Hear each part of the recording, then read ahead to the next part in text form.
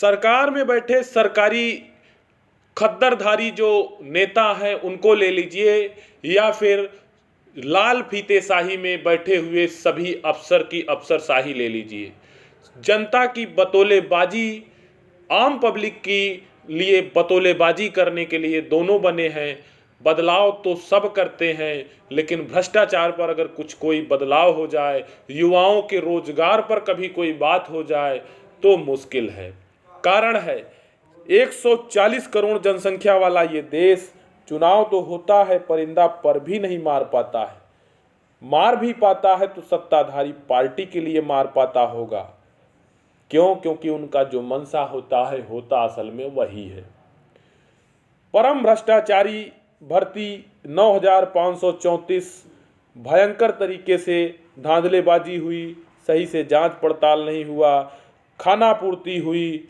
Even then ये भी कहा गया कि आप भ्रष्टाचारियों को बचाने का प्रयास कर रहे हैं नेता प्रतिपक्ष के द्वारा, लेकिन फिर भी इस पर कोई कार्रवाई नहीं हुई। और उसके बाद में इस भर्ती को पूर्ण करके अब इनको ट्रेनिंग पर भेजा जा रहा है।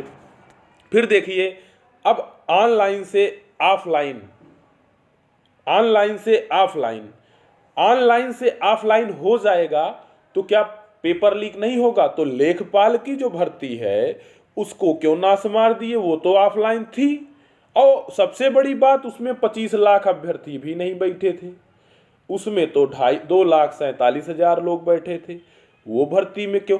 सब उसको छोड़िए, 100 क्वेश्चन बनाने का जिम्मा, 76 क्वेश्चन पर आपत्ति, और कोर्ट में इतना जो है दलीलें दिया जा रहा है। क्यों भाई? क्या आपकी जीडीपी इतनी हाई है कि आपके लोग तेल साबुन नमक में तो चल नहीं पा रहे हैं? महंगाई इस कदर बढ़ती जा रही है, उनको हर प्रकार से अभ्यर्थियों का ही नुकसान हो रहा है, युवाओं का ही नुकसान हो रहा है, गरीब जनता ही पिस रही है, तो वो कोर्ट की फीस कैसे दे पाएंगे? खद्दरधारी नेता को ये तो बताए। अब तो खद्दरधारी भी ना रहे, अब तो जो है भगवाधारी भी नेता बन के घूम रहे हैं। कोई ये तो बताए, इसको कोई नहीं बताएगा। अब खद्दरधारी नेता जो होते थे वो कम से कम कुछ न कुछ सोचते थे, समझते थे, लेकिन नहीं। अब तो समस्या इस बात की आन पड़ी है कि आखिर कौन ऐसा है जो युवाओं के विषय में सोच सकता है? कोई नहीं है। ये कोई निराशाजनक बातें नहीं है, ये सच्चाई है, और इस सच्चाई से रूबरू अगर आप होंगे तो आप ये देखेंगे कि यहाँ पर पेपर लीक का खौफ। अरे भर्ती बोर्ड, अगर आपने ये सोचा होता कि भाई हमें सही तरीके से परीक्षा करानी ही है, तो आप परीक्षा कराने से कैसे रह जाते? क्यों? क्योंकि आप ही तो जो है पंचायत चुनाव कराते हो, इतना बड़ा चुनाव आप करा ले जाते हो, उसमें धांधलेबाजी नहीं होती है, जो कि अनपढ़ जनता आती है, वोट दे के चली जाती है।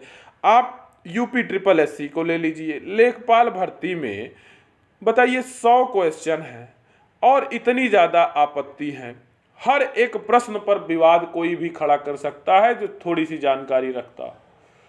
अब आप ऑफलाइन क्या लगता है कि आप पेपर करा लेंगे? नहीं जी, आपके भीतर बैठे हुए, आपके साथ बैठे हुए कुछ ईमानदार अफसर वो अपने गला घोंटू भरे जो है सांस को किस तरीके से लेते हैं, उसमें जो ईमानदार अफसर हैं वो पिस के रह जाते हैं, पागल बना घोषित कर दिए जाते हैं। वो सही तरीके से काम भी नहीं कर सकते हैं, उनको सस्पेंड कर दिया जाता है, उनको बाहर भगा दिया जाता है।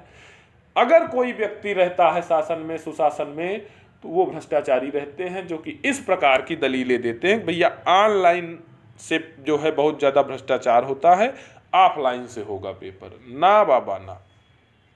और ये कहते हैं कि प्राइवेट जो कॉलेज वाले हैं वो धोखेबाजी करते हैं।